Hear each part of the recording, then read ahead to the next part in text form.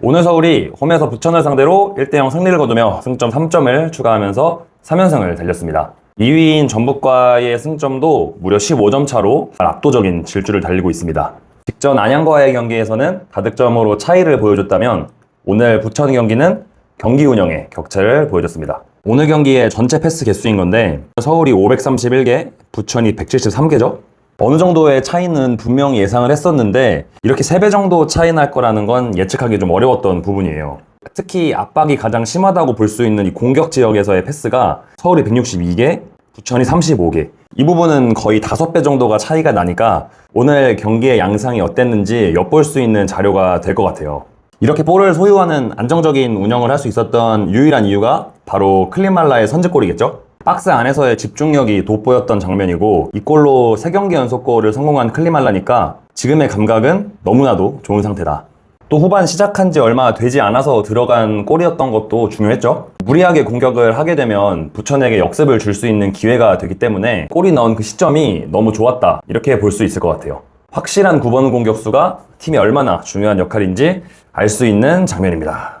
보통 경기를 지고 있는 팀들은 후반 막판으로 갈수록 이제 공격에 힘을 더 주다 보니까 이기고 있는 쪽은 스코어를 지키기 위해서 수비에 치중하고 지고 있는 쪽은 더 전진하면서 자연스럽게 공을 가져오는 경우가 많은데 오늘 서울은 끝까지 공을 소유하면서 경기 자체를 지배했습니다. 클리말라 골 이후로 기세가 올라오다 보니까 여기 위에 있는 이 후반 4분 이 클리말라의 득점 이후로 15분 정도간의 서울의 볼 점유율이 87.5%예요. 거의 완벽하게 서울이 자기의 경기를 펼쳤다라고 볼 수 있는 거죠. 그 이후에 추가골이 이제 나오지 않게 되다 보니까 흐름이 약간 죽게 되거든요. 그러면서 이제 천천히 점유율이 좀 내려오고 부천에게도 어느 정도의 기회가 가게 됐는데 그럼에도 불구하고 점점점 내려온 이 점유율이 여기 보이시는 이 72.8%에서 떨어지지 않았습니다.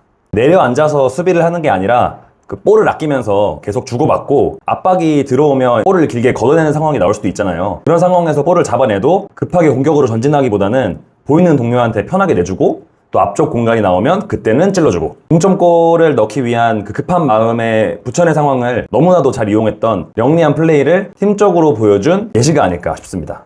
또 서울이 좋았던 점 중에 하나가 오늘 김진수가 경고 누적으로 경기에서 뛰지를 못하는 상황이었거든요. 최근에 폼이 너무 좋았고 경기장에서의 영향력도 상당하니까 오늘의 고민거리가 될 수 있겠다라고 봤었는데 그 자리에 그대로 나온 박수일이 오늘 1인분을 제대로 했고 김진수의 그런 공격에서의 아쉬웠던 부분들을 오늘 팀 전체적으로 뛰면서 메꿨다고 볼 수 있거든요. 이게 시즌을 치르다 보면 오늘처럼 대체하기 어려운 선수가 뭐 부상이라던가 아니면 경고 누적 등으로 나오지 못할 상황이 분명 발생을 하는데 우승 경쟁을 하는 팀에게는 정말 가장 중요한 요소 중에 하나라고 볼 수 있잖아요. 근데 이러한 부분마저도 서울이 오늘 잘 헤쳐나갔다. 전체적인 오늘 흐름은 괜찮았지만 아쉬웠던 점을 한 가지 좀 뽑아보면 공격 전개에 있어서는 좀 아쉬움이 있던 건 사실이에요. 오늘 슈팅 자체도 부천에 비해서 서울이 지금 3배가량 더 많이 때렸잖아요. 5개 대 17개. 근데 그 슈팅에서도 유효 슈팅을 가져가는 이 비율이 현저히 낮습니다. 부천이 더 효율적인 슈팅을 가져갔다라고 볼 수 있는 거죠. 골은 없지만 5개 중에 3개가 넘는 유효 슈팅을 가져간 거니까 꽤 유효 슈팅 비율이 괜찮았죠. 근데 서울은 슈팅이 17개 중에 단 3개만 유효 슈팅으로 가져갔다라는 건 어찌 보면 난사에 가까웠다라고도 볼 수 있거든요.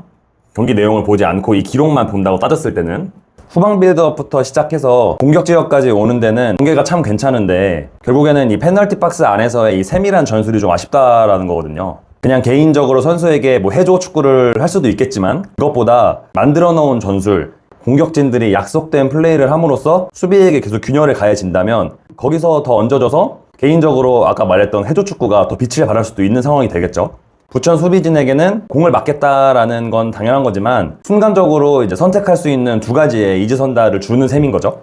결국에는 수비에게 혼란을 주기 위해서는 서울이 오늘 경기 너무 잘했지만 앞으로라도 이 페널티 박스에서의 세부적인 공격 전술은 좀 가다듬을 필요가 있다.